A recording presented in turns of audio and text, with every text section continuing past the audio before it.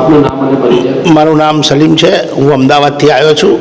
અહીંયા મેરેજમાં રાજકોટ આવ્યો છું.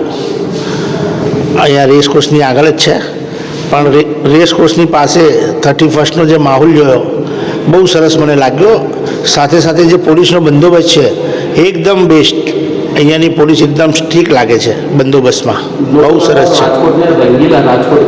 આ રાજકોટ રંગીલું ખરેખર લાગી જ રહ્યું છે, કેમ કે પબ્લિકનો ક્રેઝ બી સારો છે અને મને રાજકોટમાં બહુ મજા આવી. આટલી મજા તો મને ક્યાંય નહીં આવી જેટલી રાજકોટમાં આવી. 31ને લઈને આવનારે 2026ને લઈને ભારતવાસીઓને શું મેસેજ આપવા માંગો? મારી શુભકામના છે કે આખો દેશ એકદમ ભાઈચારામાં રહે 2026માં અને બધાનો સારો જાય એવી મારી શુભકામના.